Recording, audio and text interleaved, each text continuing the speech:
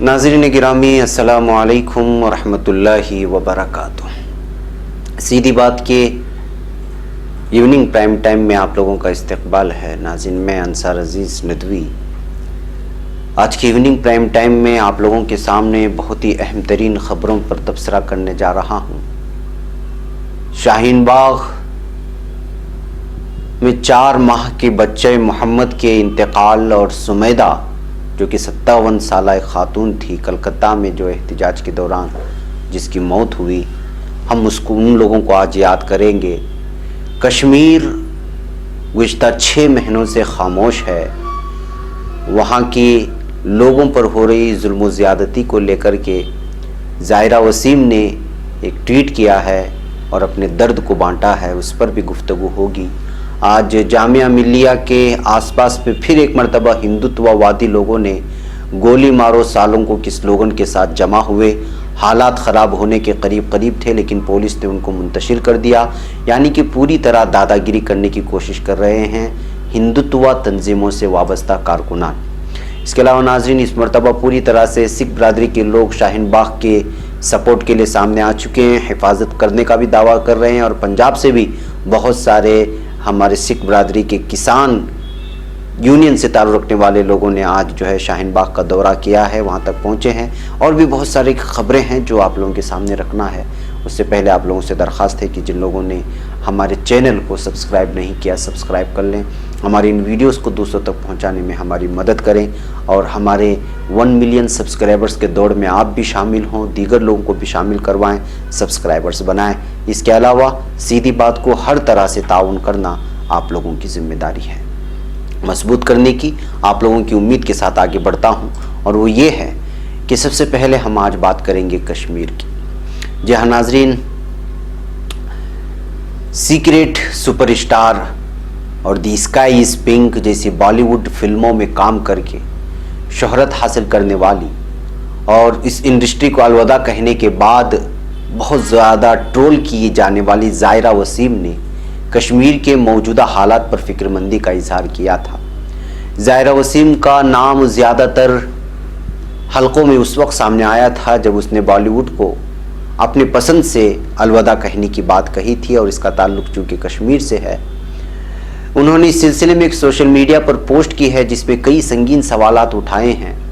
ज़ाहिरा ने अपने पोस्ट में लिखा है कि कश्मीरी लोगों की आज़ादी पर कोई भी कभी भी पाबंदी लगा देता है, आखिर ऐसा क्यों है। अंग्रेजी में एक लंबा ट्वीट करते हुए उन्होंने लिखा कि कश्मीरी लगातार उम्मीद और जहनी तनाव के बीच झूल रहे हैं।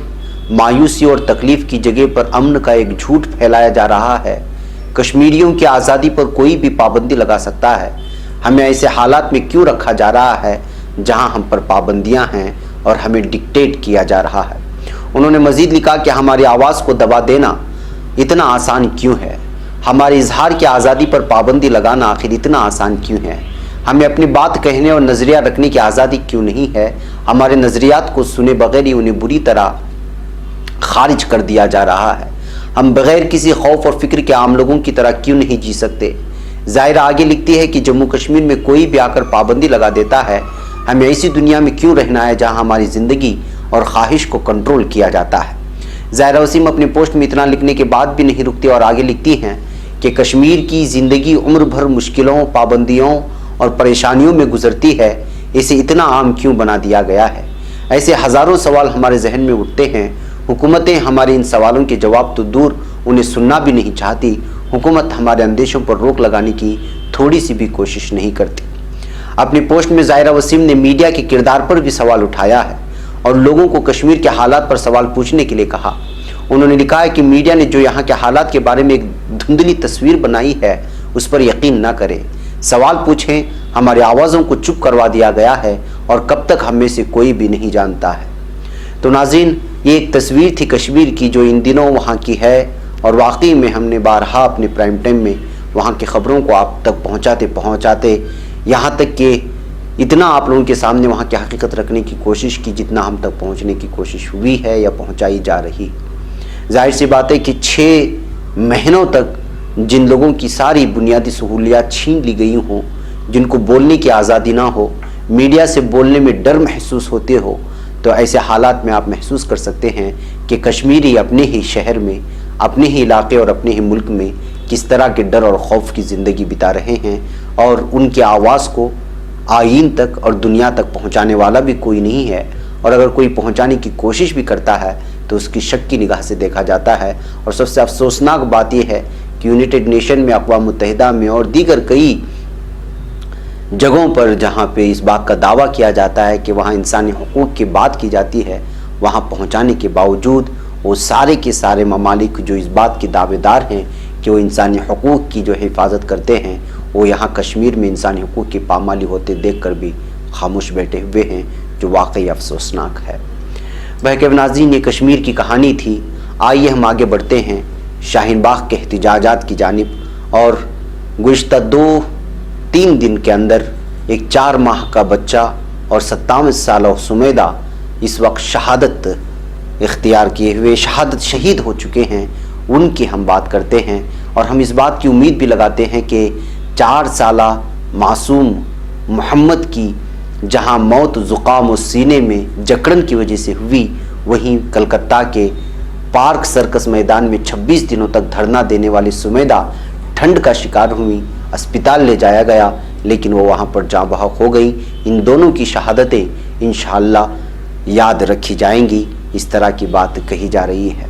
नाज़रीन, इस बच्चे की तस्वीर गुज़िश्ता कई दिनों से आपके सोशल मीडिया में फैल रही होंगी, आपने इसको देखा होगा और इस पर अफसोस भी जाहिर किया होगा कि एक मासूम बच्चे ने शहरियत कानून और एनआरसी के ख़िलाफ़ हिंदुस्तान में हो रहे पुरअज़्म ख़वातीन के मुजाहरे में शिरकत करते करते बीमारी का शिकार हुआ और इस दुनिया से दूर चला गया, और वो अपनी जन्नत में सैर कर रहा है।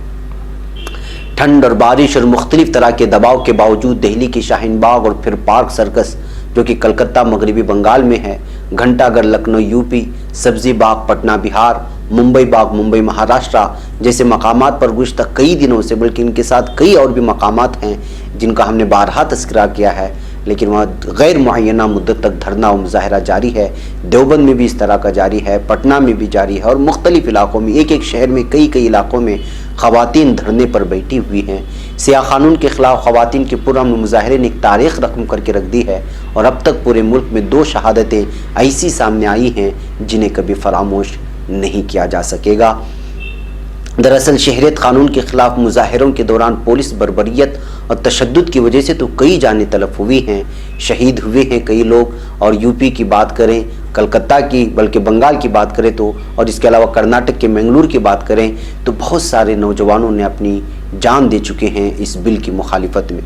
लेकिन ठंड, बारिश और नासाजगार हालात में पुरअमन तरीक़े से जद्दोजहद करते हुए जाम शहादत नोश करने का सहरा मोहम्मद जहां, जिसकी उम्र सिर्फ 4 माह थी, और सुमेदा खातून जिनकी उम्र 57 साल के सरबंदा है, गुज़िश्ता 1 हफ्ते के अंदर ये दोनों शहादतें हुई हैं। और मोहम्मद जहां का ताल्लुक़ शहरत हासिल कर चुके शाहीन बाग से है, जबकि सुमेदा खातून ने पार्क सर्कस में मैदान में मुजाहरा करते हुए दाई अजल को लब्बैक कहा है। मोहम्मद जहां के बारे में बताया जाता है कि उसे उसकी मां नाजिया गोद में लेकर रोज़ाना शाहीन बाग पहुंचती थी। मुजाहरे में उसके गालों पर तिरंगा झंडे का निशान लोग बनाते थे, उसकी टोपी पर आई लव मैं इंडिया का लिखा होता था। ये मासूम बच्चा ठंडी हवाओं की थपेड़ों को बर्दाश्त नहीं कर सका और ज़ुकाम और सीने में जकड़न का शिकार हो गया। नाजिया उसे दवा भी खिलाती थी और मुजाहरे में शामिल भी होती थी। 30 जनवरी की रात में मोहम्मद जहां नींद की आगोश में था और कब उसकी मौत हो गई पता ही नहीं चला। ऐसा महसूस हुआ जैसे शहरियत कानून के खिलाफ पुरअमन मुजाहरे में खामोशी के साथ मोहम्मद जहां ने शहादत हासिल कर ली। मां नाजिया और बाप आरिफ के लिए जांका सदमा है, लेकिन नाजिया अब भी मुजाहरे में शामिल होने को तैयार है। वो कहती है कि मुजाहरा मेरे बच्चों के मुस्तकबिल के लिए है, मैं इस कानून के खिलाफ आवाज़ उठाती रहूँगी। बहरकैफ नाज़रीन, एक लंबी दास्तान है। इतवार की शब सुमेदा खातून की तजहीज़ व तकफ़ीन अमल में आई, जिसका इंतकाल गुज़िश्ता कुछ दिनों से सुमेदा की तबीयत नासाज थी, लेकिन वह हर हाल में मुजाहरे में बैठे रहना चाहती थी और कलकत्ता के सर्कस पार्क में हफ्ते की शब उनकी हालत ज़्यादा बिगड़ गई, जिसे देखते हुए उन्हें अस्पताल ले जाया गया, लेकिन वो वापस मुजाहरे में बैठ न सकी और इतवार की शब सुमेदा खातून की तजहीज़ व तकफ़ीन अमल में आई। बहरकैफ नाज़रीन, ये 2 अमवात हैं जो एहतिजाजात में शिरकत करते करते अपनी जान आफरी के हवाले की गई हैं, तो इसको तारीख़ में इन दोनों को, इस बच्चे को भी और उस उमर रसीदा खातून को भी याद रखा जाएगा। भाई नाज़रीन, ये ख़बर थी जो आप लोगों के सामने रखना था।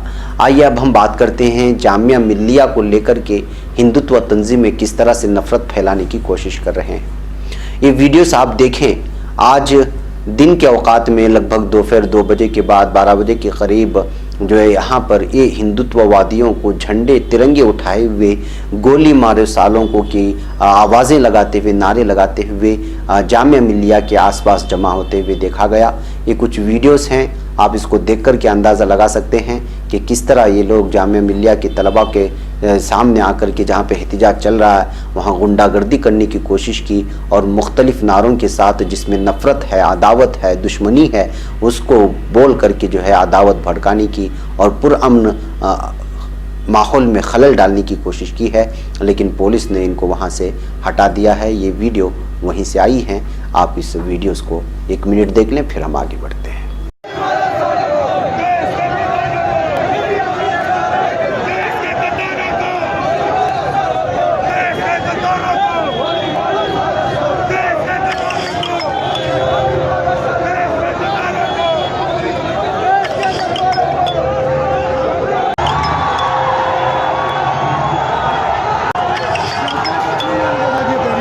उसके लिए क्या कहना चाहोगे?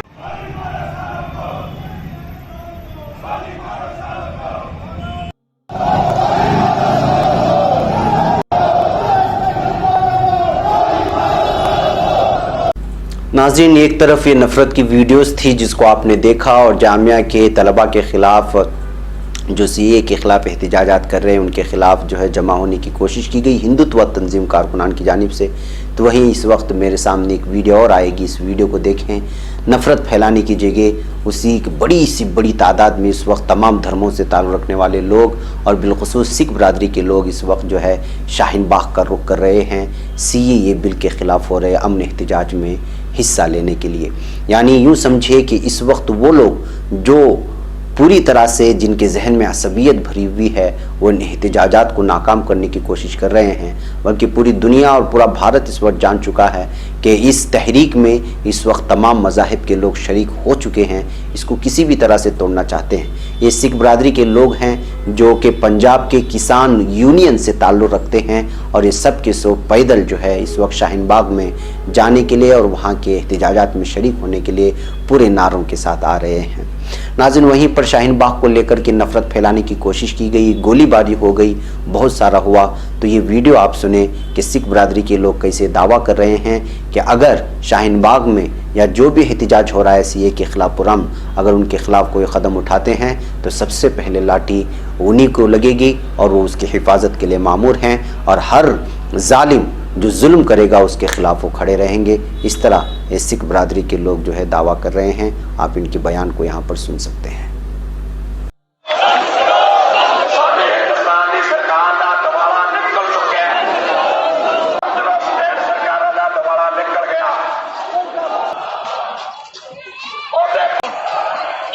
मुसलमानों का जुल्म हो रहा है तो हम उनके साथ खड़े हैं। यहाँ पे मारने वाले से बचाने वाला बड़ा है।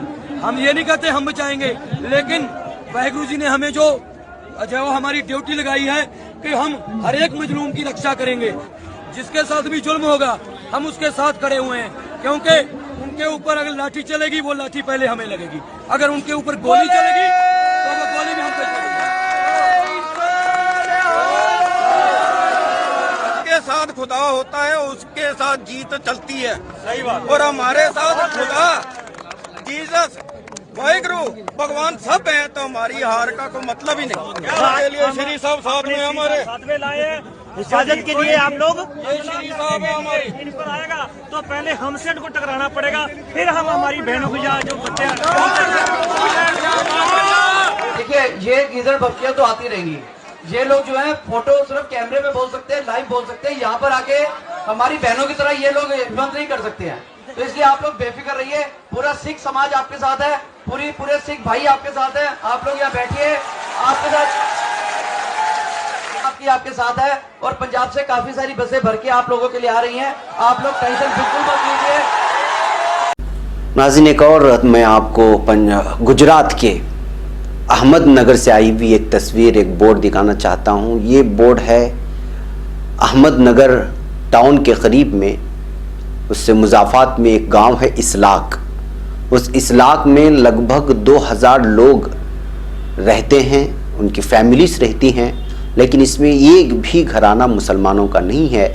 ये पहला ऐसा गांव बन गया है जहां पे 100% नॉन मुस्लिम्स रहते हैं, और उन्होंने साफ तौर पर बोर्ड में CAA और NPR और NRC के ख़िलाफ़ जो है ये लिख कर के लगा दिया है कि ये पूरी की पूरी आबादी और ये बस्ती इन तमाम बिलों के ख़िलाफ़ है, इन तमाम क़वानीन के ख़िलाफ़ है।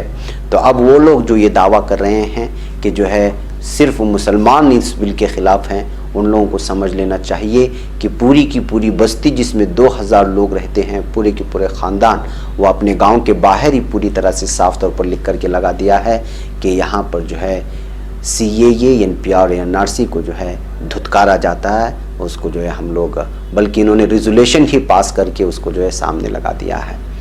आइए नाज़रीन, एक और वीडियो में इस वक्त आपको दिखाना चाहता हूँ।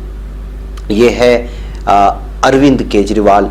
बहुत सारे रिपोर्टों में आपने देखा होगा कि ये शाहीन बाग में क्यों नहीं शिरकत कर रहे हैं, इस तरह के सवालात इनसे किए जाते रहे हैं, और ये NPR के ख़िलाफ़ भी बोल चुके हैं, CAA के ख़िलाफ़ भी बोल चुके हैं, और आम आदमी पार्टी के अक्सर लीडरान इस बिल के ख़िलाफ़ हैं। लेकिन इस वक्त जो ये बयान इस वक्त दे रहे हैं, इससे साफ ज़ाहिर हो रहा है कि कहीं ये दोगले तो नहीं हैं। यानी कि ये कह रहे हैं कि अगर पुलिस उनके अंडर में होती तो 2 घंटे के अंदर वो शाहीन बाग को यानी रास्ते को साफ कर दिए होते। आप इस आवाज़ को सुनें और फिर खुद फैसला करें कि आखिर ये किसकी जानिब है। आज हमारे पास पुलिस होती, 2 घंटे के अंदर सड़क खुल जाती। लेकिन आपको लगता है आपको भले ही पावर नहीं थी आपके पास में, लेकिन आपको जाना चाहिए था वहां पर? फिर क्या क्योंकि करता वो जाके? दिल्ली के लोग तो हैं ही, आप चुने हुए फिर क्या मुख्यमंत्री करता हैं। मैं जाके वहां पे? दूसरे के अड़ंगे में मैं दिल्ली का मुख्यमंत्री हूँ, कॉन्स्टिट्यूशनल पोस्ट है ये।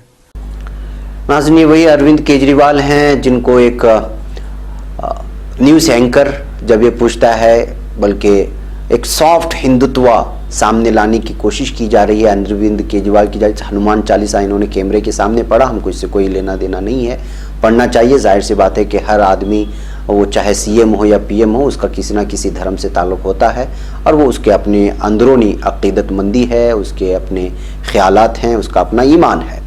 लेकिन जब से ये हनुमान चालीसा पढ़ना शुरू कर दिया और इस तरह की वीडियो सामने आ गई, तो अब जो है एक लगातार सोशल मीडिया में इनके पीछे ट्रोल करने वाले भी लगे हैं, और सियासी मुखालिफिन भी। जाहिर सी बात है कि इस वक्त दिल्ली में इंतखाबात होने वाले हैं, तो अरविंद केजरीवाल कांग्रेस की तरह एक सॉफ्ट हिंदुत्व पेश करने की कोशिश कर रहे हैं, लेकिन खिंचाई करने वाले पूरी तरह खिंचाई कर रहे हैं।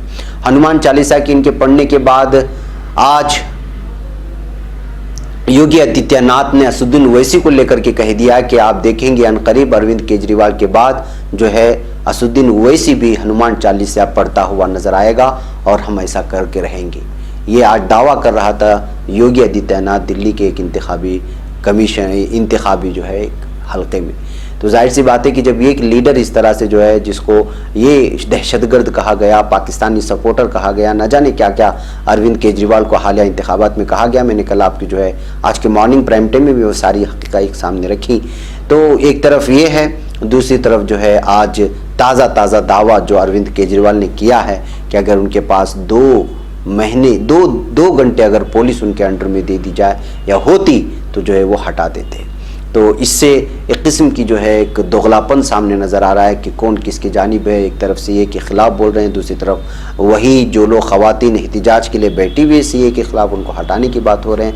तो इससे वोटर कंफ्यूज हो जाता है, और ये कंफ्यूज करने की ही बातें हो रही हैं, और सोशल मीडिया में जो लोग इस वक्त हैं उनको जो है साफ पता चल रहा होगा कि जो है आखिर क्या हो रहा है दिल्ली में। बहरकैफ नाज़रीन, आइए मैं एक और वीडियो आप लोगों के सामने दिखाता हूँ।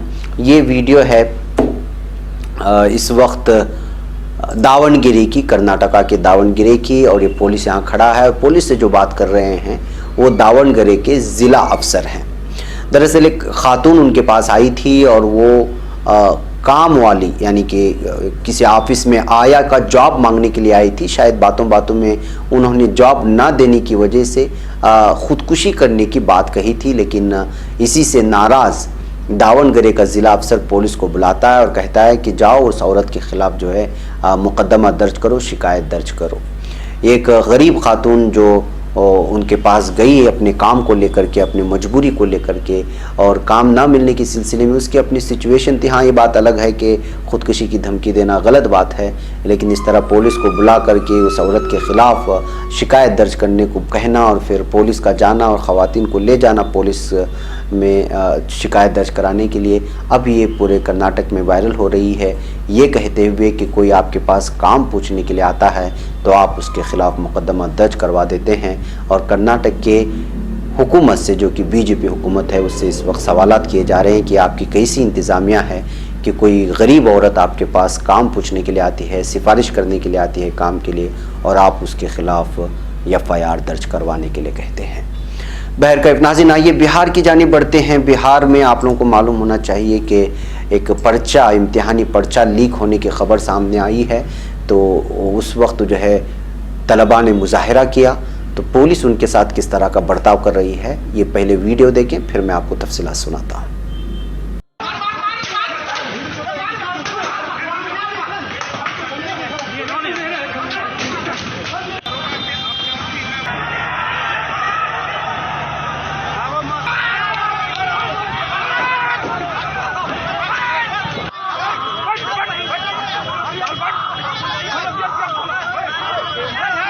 जी हाँ नाजरीन, पटना में साइंस कॉलेज के पास मुजाहरा कर रहे मुजाहिरीन पर पुलिस ने लाठीचार्ज किया और उन्हें मुंतशिर करने के लिए वाटर कैनन का इस्तेमाल किया।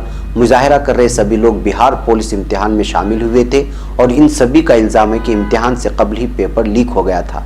सभी मुजाहिरीन इस पूरे मामले की CBI जांच का मुतालबा कर रहे थे और उसके लिए एहतिजाज कर रहे थे। उसी वक्त जो है पुलिस ने उनके साथ जो सलूक किया है वो आप लोगों के सामने है। महसूस यही हो रहा है कि जो है इस वक्त वो दिल्ली पुलिस हो या यूपी पुलिस हो या फिर जो है बिहार की पुलिस हो, इस वक्त पूरी तरह नौजवानों के मुखालिफ और जो है पढ़ाई और तलबा की मुखालिफ हो चुकी है। और ये वाकई जब आपके अंदर हुकूमत आपके कंट्रोल में नहीं होती, जब आपके पास रोज़गारियाँ नहीं होती और जब आप नाकाम होते हुए नज़र आते हैं, जाहिर सी बात है कि उस वक्त पुलिस का सहारा लेकर के इन नाकामियों पर पर्दा डालने की कोशिश की जाती है, एहतजाजों को ज़बरदस्ती बंद करवाने की कोशिश की जाती है। जो नज़ारा हमें यूपी में भी देखने को मिला, जो दिल्ली में देखने को मिल रहा है और इस वक्त आपने बिहार में भी देख लिया।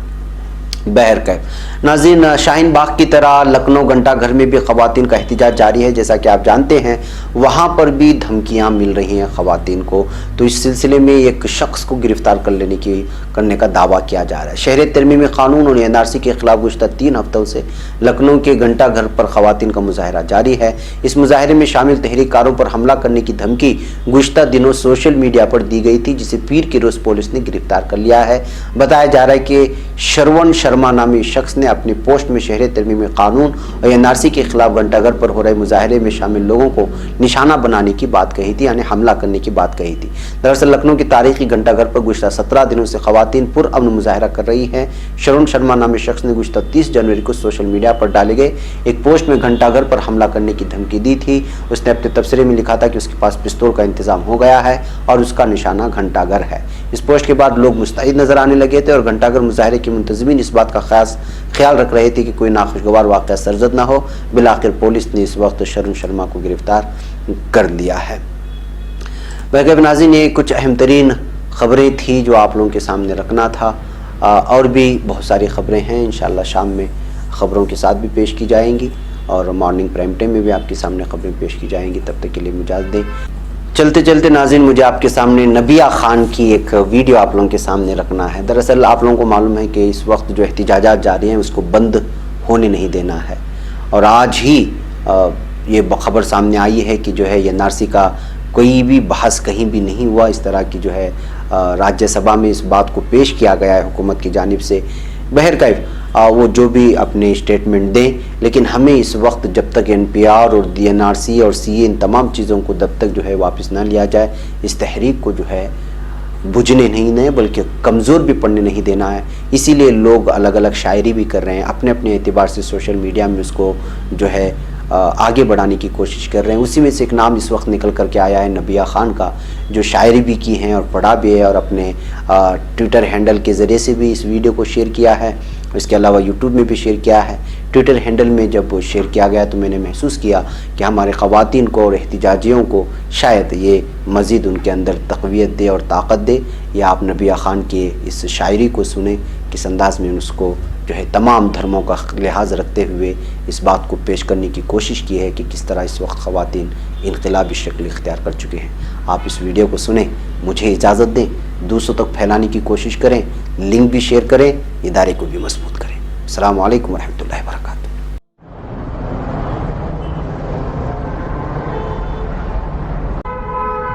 हुआ लेके एहतिजाज का एक सैलाब, आएगा इनकलाब, आएगा इनकलाब, पहन की बिंदी चूड़ियां बुरका हिजाब। कभी गौरी की आवाज बनके, कभी सावित्री के सपनों का आगाज बनके, कभी फातिमा की ढाल बनके, कभी अम्मी का लाल बनके, लेके अपने सीने में जज्बात ये बेबाक, आएगा इनकलाब, पहन के बिंदी चूड़ियां बुरका हिजाब। कभी शाहीन बाग की शाम बनके, कभी जामिया की दास्तान बनके, कभी एएमयू की आवाम बनके, तो कभी फैज की नज़मों का उन्वान बनके, लेने तुम्हारे जुल्मो सितम का हर एक हिसाब। आएगा इनकलाब, पहन के बिंदी चूड़ियां बुरका हिजाब। तुम ढाओ जमाने पे तलखियां, तुम ढाओ जमाने पे तलखियां, सावरकर का पैगाम बनके वो फूल बिछाता चलेगा अंबेडकर का संविधान बनके। अपनी जिल्लत का हिसाब लेगा एक शाहीन इंसान बनके, हो जाओगे तुम खाक हिटलर का अंजाम बनके। उठाएगा तुम्हारी झूठी खुदी का निकाब, ढाएगा तुम पे अदल और सितम का हिसाब। आएगा इनकलाब, पहन के बिंदी चूड़ियां बुरका हिजाब। पत्थर दिल शहर में रुखसारे यार बनके, जर्द पत्ते खिल जाएंगे आतिशे चिनार बनके। करेगा बगावत अपने हक का हकदार बनके, बदलेगा जमाना वक्त की रफ्तार बनके। कभी डफली का बनेगा राग, कभी इश्क तो कभी गुलाब। आएगा इनकलाब, पहन के बिंदी चूड़ियां बुरका हिजाब। आएगा इनकलाब।